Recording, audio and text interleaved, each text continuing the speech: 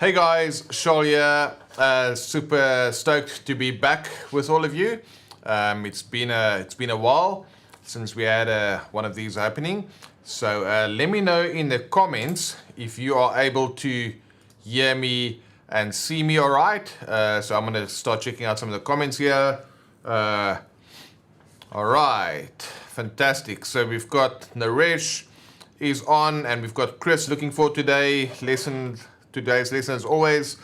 Chris, great to see you, and Naresh, great to see you as well. And thank you guys for the comments over here. Really awesome to see you today. So just let me know if the audio is all right. Okay, cool. So we've gotten all right, cool. I'm just going to open up my Slack channel so I can hear my team. And then Antti, hey Antti from Finland. Antti saying he can hear me and everyone else can hear me as well. All right. So I'm just going to ask Armand if he can come into the studio here and just help me with our second angle, because for some reason it stopped working now. So I'm going to see if we can sort that out. All right, and we've got Paul from Mossel Bay. Hey, Paul. Kennan's been a rock star helping me with all the audio here, so it's good to see you online here as well. All right, Chris is saying, sounds good and looks good so far. And Mission Minded Music saying, good to go. All right, awesome. All right, so today, on our last stream, we had some technical difficulties as it relates to the Armand just walking into the studio here real quick. This DJI just went off, so we maybe just check if the angle is fine. I don't know why it went off, but there we go. All right, yeah, so last week we had some technical difficulties. It wasn't last week, it feels like last week, but we had some problems with our track with a bit of a latency, so it sounded like I was playing out of time. Which is, yeah, that was a weird one. Maybe just put that on another tripod. So in case this one is, our second angle here is playing around a little bit. So Bob and Kenan and Armand, they did some magic and helped us with a different setup here so that we can actually get our audio to work fine. So that when I play, everything is going to be nice and in time. So we're going to cover similar information from last week, but I'm going to do it in a different key, and I'm going to add in a few different pieces to the puzzle here today. So maybe I'll start the lesson off by telling you guys one of the big problems that guitarists face, and that includes all of us, right, is the fact that the guitar is very pattern-based. So we get to kind of learn scales, and we always kind of play the same things, very scale-based, because we're looking at patterns as opposed to letting our ear guide us. Where if you look at like a sax player or a vocalist, they don't have pattern-based scales that they can use when they want to play notes sing notes or play notes on a sax or whatever the case may be. They have to listen more, right? So as guitarists, we are quite lucky that if I wanted to play a G bar chord, that's it, or an A bar chord, that's it, or a C bar chord, that's it. It's the same shape for all of the chords. When if you look at a piano, the shapes are different for everybody, for piano players again, because of the way the piano is working. So you almost have to pay a little bit more attention to how you're going to play the chords. Plus, in addition to that, you have the black and white colored keys to guide you, right? So you don't have that issue where we as guitar players can end up relying a little bit too much on the shapes, and therefore we don't develop our ear that well. So one thing that we do at WGS, and maybe I'll quickly write it out for us and we can test some of our tech over here. So if I go here to our iPad and our guitar, is we have a thing that we like to call VAMP, right? When it comes to our learning methodology, right? So what does that mean? Well, V is what I've just spoken about right now. That is when we have a visual connection with what we're doing. So that might be shapes on the guitar, right? Whatever the case may be. A stands for oral or auditory, when we actually can hear what we are doing as well. So for example, if I play a minor pentatonic scale,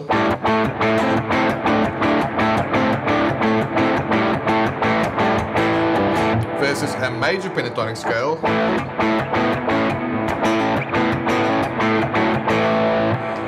I can hear that is major versus minor. So now your ear starts to really come into the mix, right? So that is the A component there. So you don't just have a visual shape to guide you, you also can hear the nuances, you know, with your ear. You also have M, which stands for mental, which is your theory part, right, of your playing. So then you actually know, all right, great, a major scale has got those notes and a minor scale has got different notes, and you understand why it works. So can you see now, you've got V, your visual side, you can actually understand the shapes. You can hear this difference in sounds from the auditory point of view. Mentally, you know what the theory is that you need to know. And then the final P, that stands for physical, right? So that is literally your muscle memory, right? When you can just start doing things without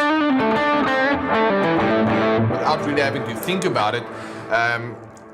And that really helps you to have like a 4-dimensional learning experience. And what do I mean by that? Well, visually, you can see the shapes.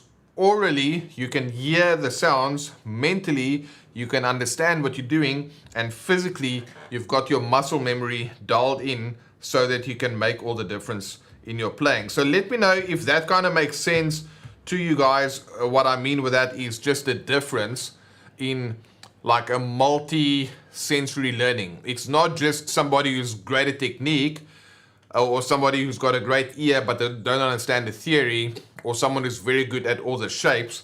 It makes a big difference if you can combine those elements together. The visual element, the auditory element, mental understanding of your theory, and then of course finally the physical nature of the playing.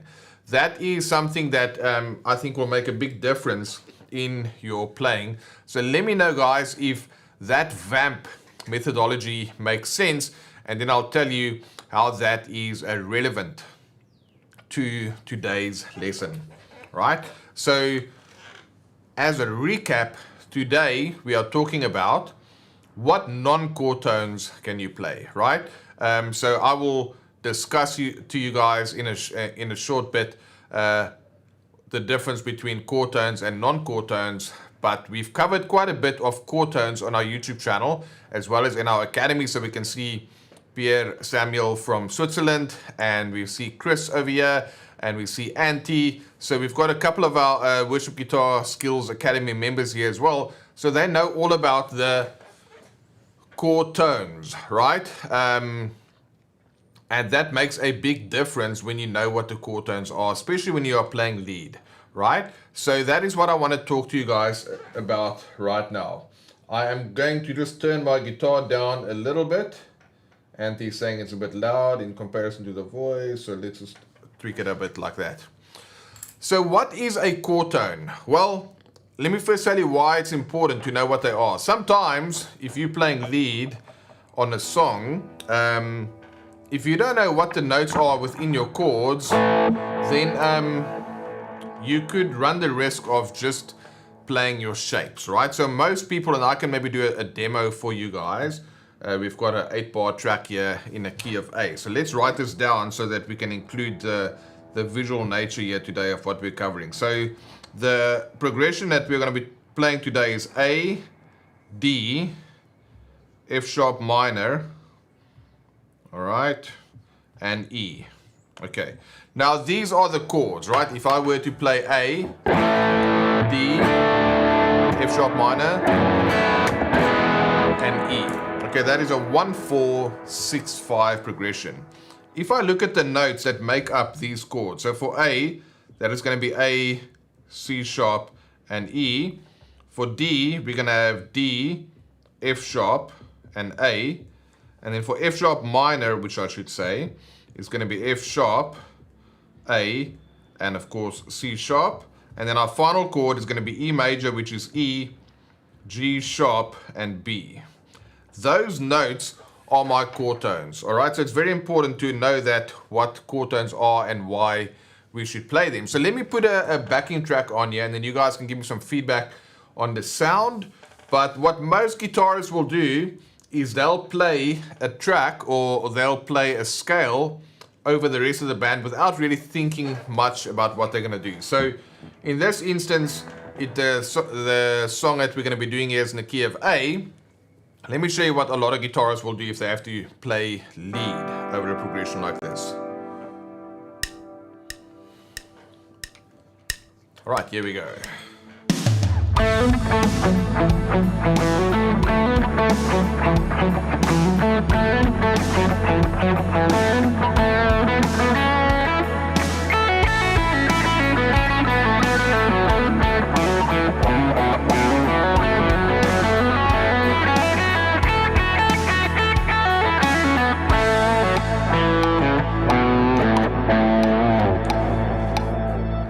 Alright, so maybe you could have seen that there was a kind of a decent moment here and there, but it didn't really work well because I just played a scale, right? I just played...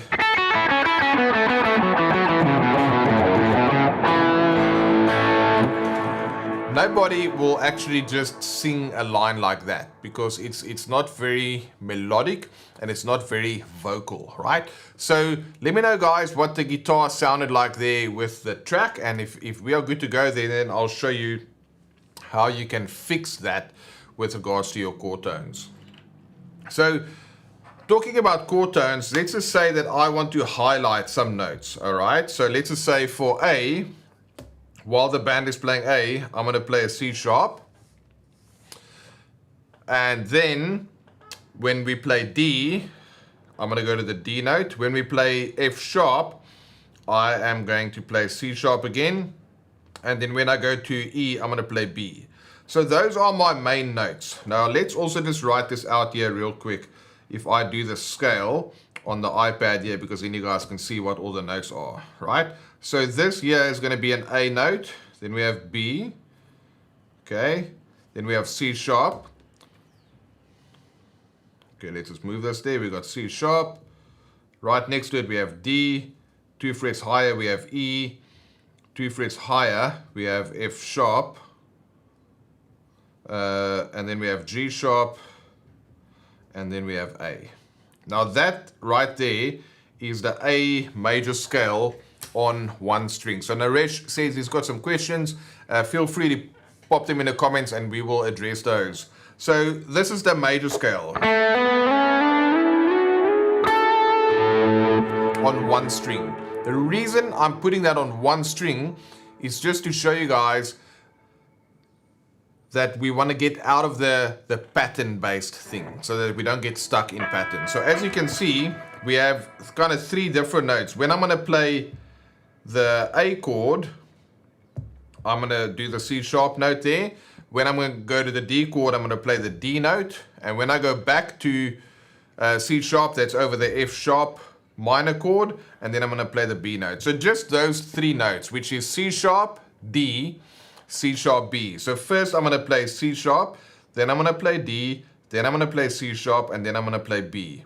All right, let me show you what that works like. Those are all just chord tones. I'm going to show you how you can find the non-chord tones to really spice things up for yourself. So check this out. That same progression again. Over the A, I'm going to play C sharp. For D, I'm playing D. Sharp over the F sharp minor, B over the E again.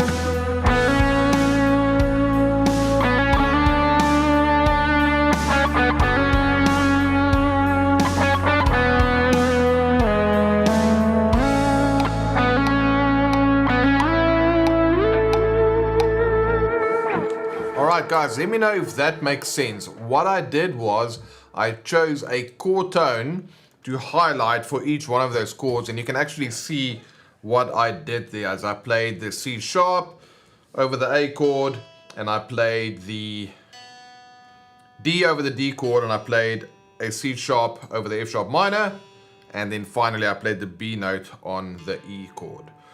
And I did all of that on one string, just so that I don't get stuck in playing a scale shape. So let me know, guys, in the comments if you are tracking with what we're doing here, and if you are, then we can go on to the next phase, which means we can go ahead and check out some non-chord tones that we can ask. So I see some thumbs ups happening there, so that's awesome. I'm happy that this is making sense to you guys. So now let's take away these highlights that we've just done now. Okay, I don't want to take that away. There we go. All right, cool. So now instead of actually focusing on those chord tones that I've just mentioned there, we can go ahead and we can do some other things there, right? So let me just get rid of some of these notes here. All right. I'm gonna just get rid of these chord tones, and then I'll write them out again for us, and then we can see what's gonna be the best way to highlight our chord tones here. All right, so let me get rid of that, and then we've got one more to go. There we go. I want you to really try and memorize the chord tones, right? And especially if you learn to play triads, then this becomes very, very easy, right? So F sharp, A, C sharp, D, F sharp, A, and then for A we had A, C sharp, and E. So Pierre is saying it makes total sense, which is awesome. So now let's see what we're gonna do. You can do a whole host of things, okay? I'm gonna choose a different pattern. Let's use the yellow highlight this time. So let's say I'm gonna start for the C sharp, I'm gonna start on the C sharp again over the A chord. But then instead of going to the D for the D chord, I am gonna go down to the A. And then from the A, I'm gonna come back up to the C sharp again. And then from the C sharp, I'm gonna go down to the B, and then the G sharp after that. Okay, so let's have a look at this. Just chord tones. Remember, when I'm playing over the A chord, which is our, and I should put it in here for us, our one chord, then I'm going to focus on the C sharp. When I go to the 4 chord, I'm going to focus on the A. When I go to the 6 chord, I'm going to focus on the C sharp. And when I go to the 5 chord, I'm going to focus on both the B and the G sharp. Let's see what that sounds like. All right. It's gonna, different notes will give me a different melody over here. To the A, back to the C sharp, to the B, C sharp, over the A note over the D, C sharp over the F sharp minor, B to G sharp. Okay? That melody kind of outlined the chord progression again. All right, so every time the single note that I played, it worked well over the chord. Now we can ask ourselves, right, if these were the notes that we are playing over the C chord, let me just show you here again. Over the A chord, I'm playing C sharp minor, but then I know for the D chord, I want to go back down to the A, right? So that means I can play notes that are not part of the A chord or the D chord for that matter. And then so I can then get some interesting notes. So I can add in the D note, and I can also add in the B note as kind of passing tones. All right, so let's see what that sounds like. I'm going to do that passing tones. Let's play a little bit of a longer track here. So instead of playing just the chord tones, I'm going to do non-chord tones as well. Okay, so F sharp minor and then E. So here we go. C sharp.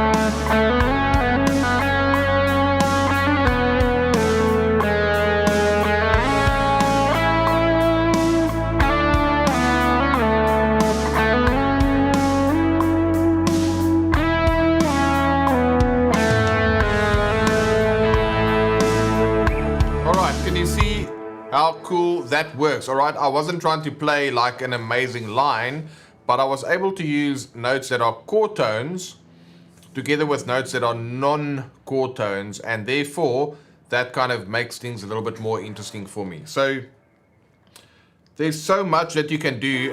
Even if we just wanted to see, okay, great, let's undo those highlights there. Let's say over the A chord, I'm going to play, my highlighted note is going to be the C sharp, right, over the A chord. But I can use that B note to give me some interesting sounds, like if I go from B to C. So B is a non-chord tone. C.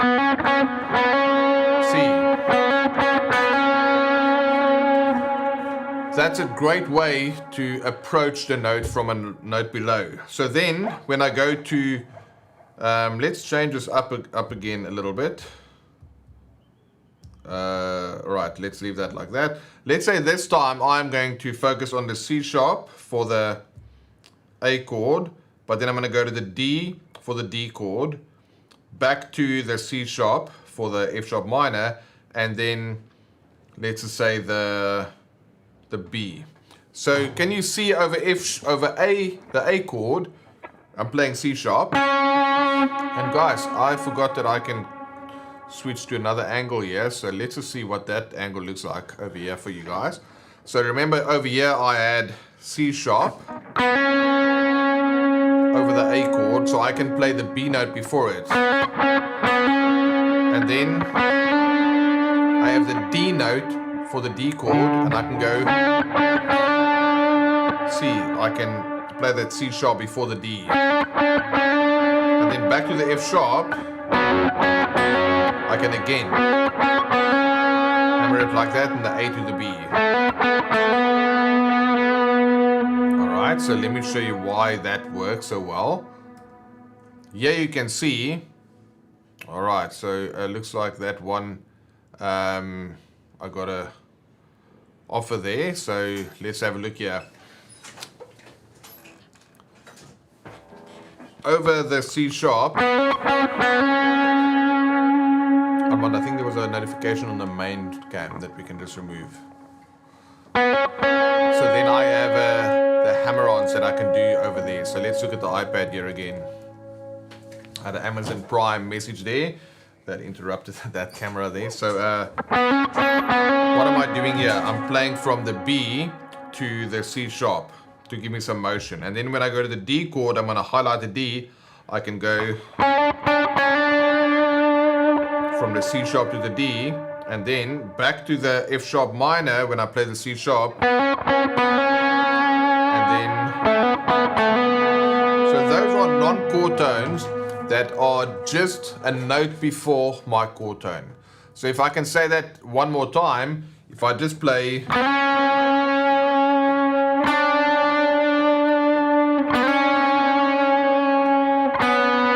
I can add a non-chord tone.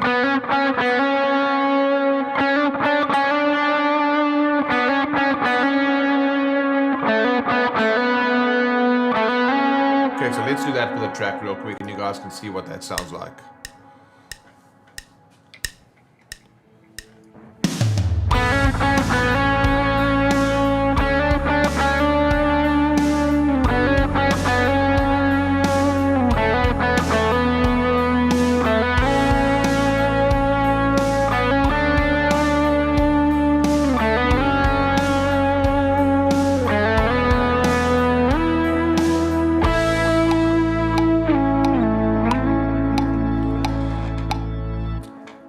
Hopefully that kind of gives you a sense of what you can do. If I go back to our second angle over here, instead of just playing the C sharp, I can go, so I can approach it from below like this.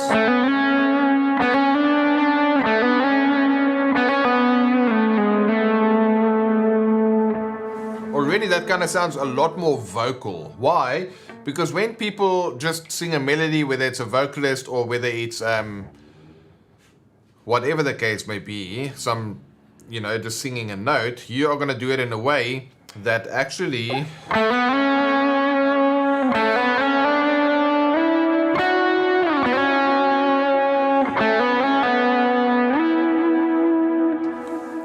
you're still using those notes that I showed you guys to be the chord tones, but you're using these other notes from the iPad, as you can see, as approach notes, right? So you can approach a chord tone from another note. Now, this is the big thing I'd love for you to take away from today's lesson.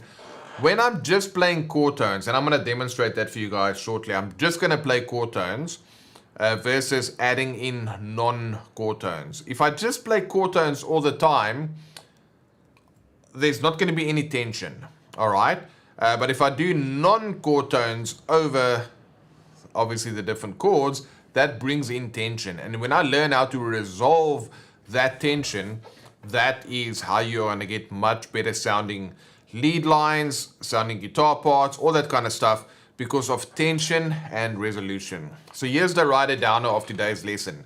If you just play chord tones, it's going to sound too safe. There's not going to be any tension. It's like watching a movie when there's never any tension, right? There has to be some kind of a tension and then resolution. That is at the heart of music. Like if I play, for example, okay, that's a very simple, right? Or if I play a G7 like this, you want to hear? That's tension at its most basic form. So that is where you can use the chord tones, which are any of these notes written over here, depending on which chord you are playing, right? Remember that. And when you use any of the notes that are not written over there, that is going to be chord tones, non-chord tones. So you have your chord tones. If I play A, I can do A, C sharp, and E. Then I have A, D, F sharp. Then I have F sharp, A, and C sharp. And then I have E, G sharp, and B. Those are just chord tones. So I'm spelling out an A. I'm spelling out a D. Excuse the mistake. And then I'm spelling out an F sharp minor. I'm spelling out an E. It sounds like I'm just doing a vocal exercise because I'm just singing or playing the notes from those chords, but really it's kind of boring because there's never any tension. So let's do this again, and then we can see what happens there. Chord tones only.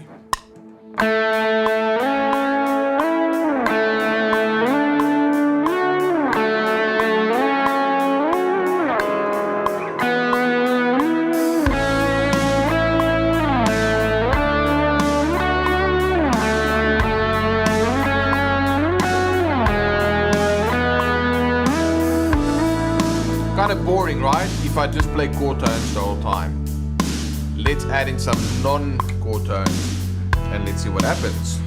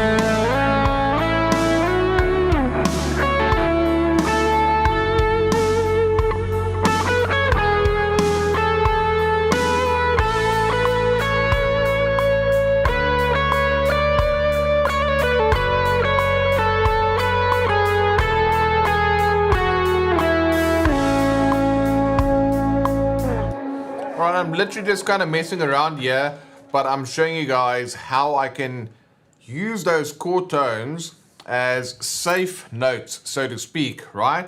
And then I'm using the non-chord tones to create some tension for me in my playing.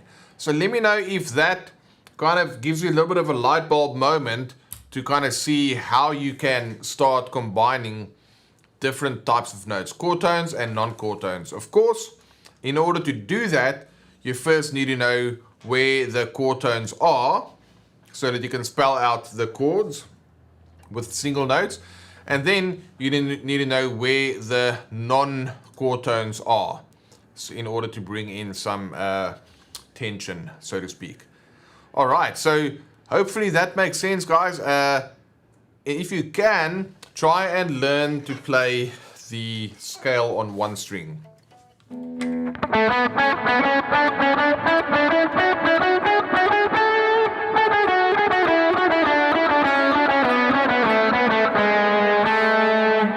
Why do I recommend that? Because if I play A to A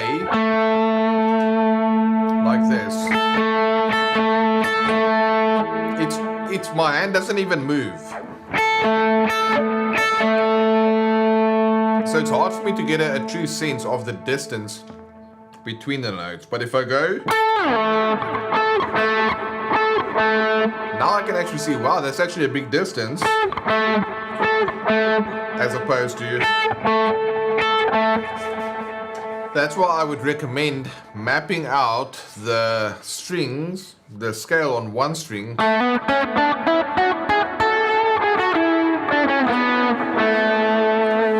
then secondly, knowing where your chord tones are, and then the third and final thing is knowing where your non-chord tones are, in order for a little bit of some interesting sounds. Because once you have that down, your ear is going to start hearing a couple of things, which will then make it easier for you to come up with some parts. So what I'll do now is I'll have a little bit of a jam over this track again, but not staying in one position, actually going over and playing different parts of the guitar, and then you guys can let me know what that sounds like, and if you can actually hear the difference between the chord tones and the non-chord tones. Right, so let's go back to this angle, and then we can trigger this track again.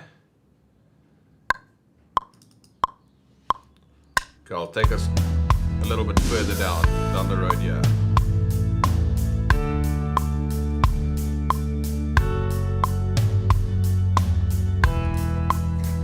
All right, the track is going to build a little bit. D,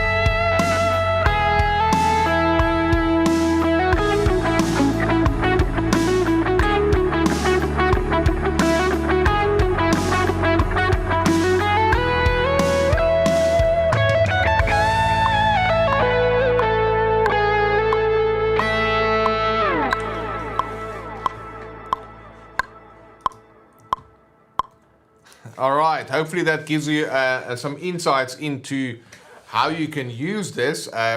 So for us to recap real quick is we took a scale, we played it on one string. Then we said, okay, cool, let's take our chords, which was 1, 4, 6, 5. But then we looked at the chord tones for each one of those chords, for 1, for 4,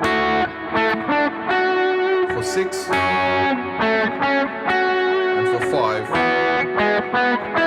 We learned where the chord tones were, and then we are using non-chord tones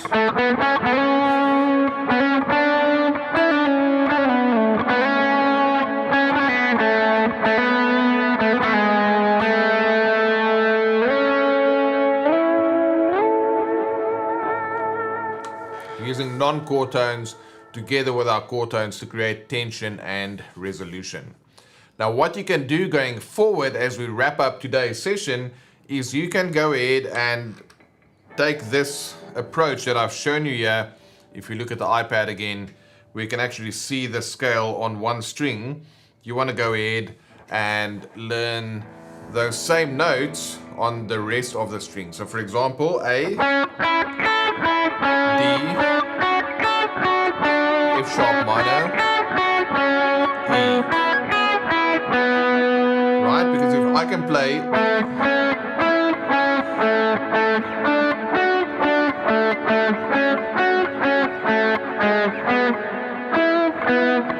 it's a lot of moving around on the guitar, but I can get that same thing like if I were to play.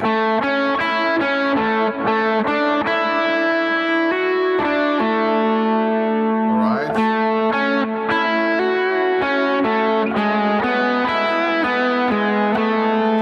Then I can play those things within the same area of the neck. So we've got Chris asking, would interval sequences be good use in learning with this? So an interval will be the difference between two notes. So would interval sequences be good use in learning with this? I think if I'm understanding you correctly, you are saying, would you play alright,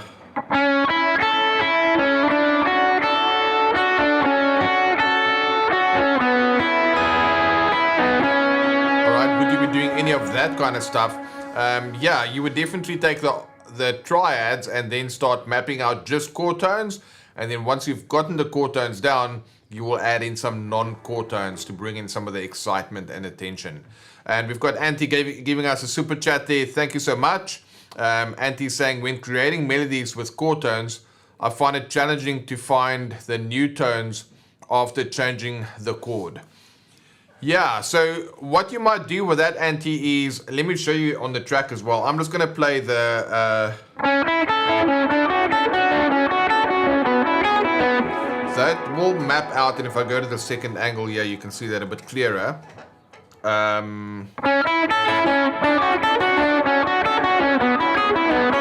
will map out all of those chord tones, and then that's your scale, which you can then use to, you don't really need to know what those notes are, but rather just focus on knowing what your chord tones are, and then you can add any of the other scale notes. Let me show you. Alright, so you can have A, D,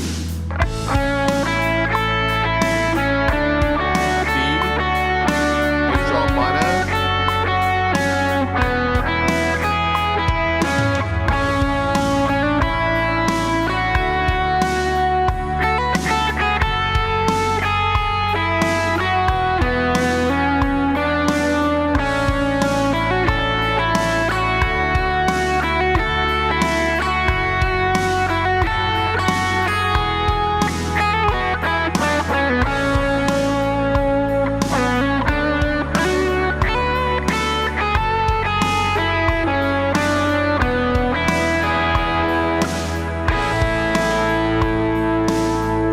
literally kind of just noodling around a little bit, but first I mapped out all my safe notes,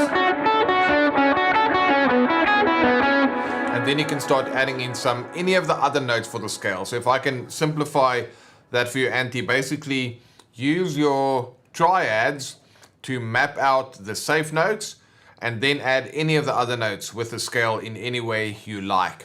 And then you're going to start hearing some interesting sounds, right?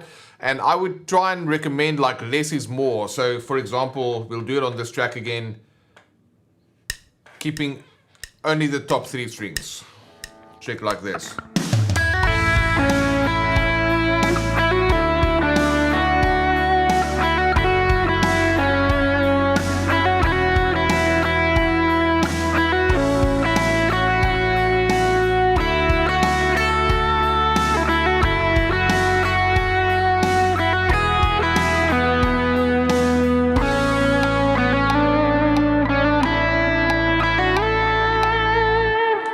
Were to just do it on those top 3 strings and limit the amount of notes to use. So for everybody on this lesson right now, on the stream right now, try and limit the amount of choices that you have and the amount of notes that you can play, because that will then help you to make your choices a little bit easier, rather than trying to play over the whole neck. Just limit yourself to one place. And Antti, we are going to be doing some more workshops around this. So this month, and if you haven't received the email yet, you will, about our brand new tone course for all of our coaching members. You can get access to that in the Worship Guitar Skills Academy platform. Christy or Amy would have sent out the email today. You guys will have that. And then next month's lessons is going to be a detailed workshop around this whole thing, about how to use triads and other notes to make interesting melodies and riffs without really having to think too much about that. All right, and then we've got Pierre saying, thanks for the demo lesson. What do you suggest to play chord and non-chord tones, not only on one string, but on several strings? Yeah, exactly. I think we had a bit of a delay there. So yeah, you'll do it on all of them, because if I wanted to do, so let's just say if I wanted to play, I can do, so see, when I have a D, my D triad will be this, and let's go to the second camera here. The D triad will be that. So then I can go, see, these are my two target notes, but I'm approaching them one below, one below. You see what I mean with that? So that is pretty cool in how you can go ahead and actually doing that. So yeah, you can, for example, if I just do an exercise around this, let's just say it's A, I can go D, F sharp minor, E. Yeah, that can work. So let's try that on with the track.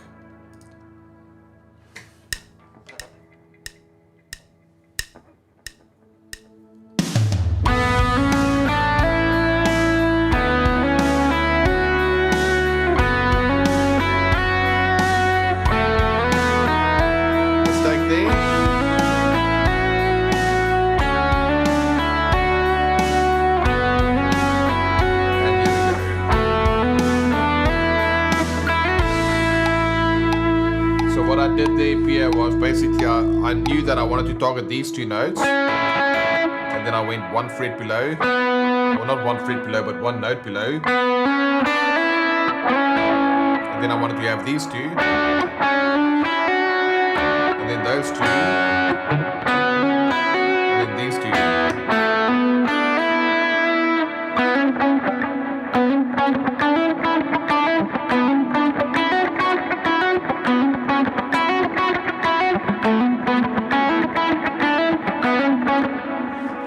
Hopefully that kind of gives you an idea of how you can use that on multiple strings here. And we'll cover this in more detail in upcoming lessons. Anti's saying that's great to hear. And we've got Bajing, or Jing, hopefully I pronounced that name correctly, saying good evening. Yeah, that's the joy of this, right? Different time zones, different times where we're all based. So with that said, guys, I'm really happy that the team, together with Armand and Bob and Kenan, that they were able to help us get a pretty cool setup here in which we can trigger the tracks, not have any latency. We've got a different sound on the mic and the guitar and all those kind of things, so that we can really do a lot more of these lessons. What we've got coming up is we are launching what we are going to be calling that Worship Guitar Show, which will be like this lesson, but it is going to be different segments, a lot faster paced, and we're going to be covering a lot more information. So really look forward to launching that in the next week or two. So that's going to be fun, where we can really do a lot more of these long form lessons and different teaching, more reviews and all those kind of things as it relates to anything related to modern worship guitar.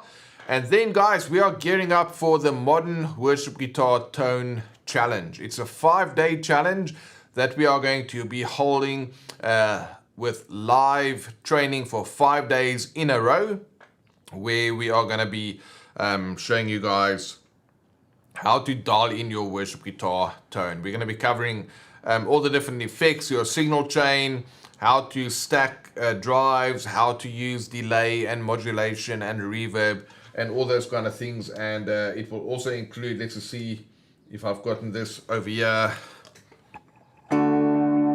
That is the wrong sound. I believe I have it down here. Let me just go to that real quick.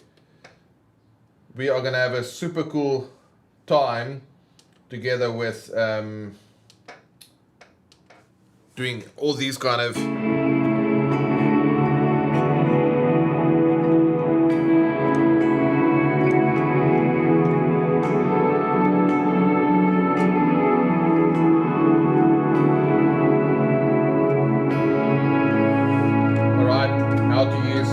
ambient tones and all those fun stuff that we are so used to hearing in worship. And then of course all the fun drives and how to stack all those things together, because that's the one question we get so often on our channel is how do we put the tone together. So that's coming up in a live 5-day modern worship guitar tone challenge. So if you are on our mailing list, you will get notification of that. If you're not on our mailing list, we will do another stream here upcoming over the next 3 weeks to promote the upcoming live challenge. It's going to be totally 100% free of charge. You can join us for that. And if you want to join our mailing list so you can get updates and notifications for when the challenge is going to happen, you can just go to worshipguitarskills.com. And let's see if I can put this in. All right, let's just see if I type in for us. Let's see if I can do this live. Yeah, there we go. You just go to worshipguitarskills.com. There should be a place where you can sign up to our mailing list, and then you'll get notifications for whenever we go live. All right, so let's see. Let's do another one of those. worshipguitarskills.com. Let's add that over there. You can just go ahead and go to worshipguitarskills.com and then join our mailing list, and we'll let you know when we're going to go live with our next challenge. So with that, guys, thank you so much. Auntie, thanks for the super chat. Pierre, Auntie, everybody say like, and Chris and Dale and Naresh, Paul, Mission Minded Music. There's a lot of you that showed up today, and we've got Paul S as well. Welcome. Paul S, what do we need for the tone challenge? Same gear as me? No, definitely not. You don't need the same gear. Of course, I'm a big fan of the Kemper just because of everything that it's got built into it, and it's just made my life a lot simpler. But we're going to be covering the fundamentals of tone. So whether you've got pedals or an expensive amp, a cheap amp, whatever the case may be, we're going to be covering the fundamentals so that you can take the knowledge of how the signal chain works, how to dial in the effects, and to still get great tone with whatever you've got. And a big part of that is how to develop your technique in order to get great tone as well. But we are definitely going to make that universal so that you don't need the same gear as myself. So Paul, hopefully that answers your question over there. So with that said, guys, we're almost at the top of the hour here, getting ready to sign off. I hope you all have a super awesome weekend. If you're playing in a worship team over the weekend, I pray that you guys will have a super blessed time of intimate worship. And I also pray that you guys will experience God's goodness, His grace, His loving mercy and kindness, and just really that God is awesome, He's for us, and that we will experience favor, health and vitality, and all these good things that the Word promises to us as part of God's goodness and grace, that we can really walk in that fullness. And the thing that's really exciting for us here at worshipguitarskills.com is the fact that we can use one of our loves in life, which is playing guitar and playing music, that we can use that to glorify His name and lead others into a time of worship, because we know that amazing things happens in the presence there. So thank you so much, guys. Thank you for showing up. We are back. We've had a lot of challenges to deal with in terms of tech and timing and all that kind of stuff, but we've been hard at work with our whole team to get everything up and running again, so we can bring you consistent content and that we can really help all of our viewers here on YouTube and our Worship Guitar Skills Academy members, just making sure that we give you everything so that we can equip and empower you to be the guitarist that you know you are capable of being, and that we can have an environment where we can also engage and encourage each other. So with that, guys, thank you so much for showing up, and I hope you got value out of today's lesson, and then we look forward to seeing you next week. We were going to do the stream yesterday, but we had a power outage here in South Africa, in our town for the day, so most of the time it's going to happen on Thursdays, but just keep an eye on your email. And like I said, if you're not on our email list, just go to worshipguitarskills.com. There should be a place to sign up, and then you'll get all the notifications. All right, guys, have a great one, and then we will see you on the next one. Have an awesome weekend, and we'll chat soon. Bye.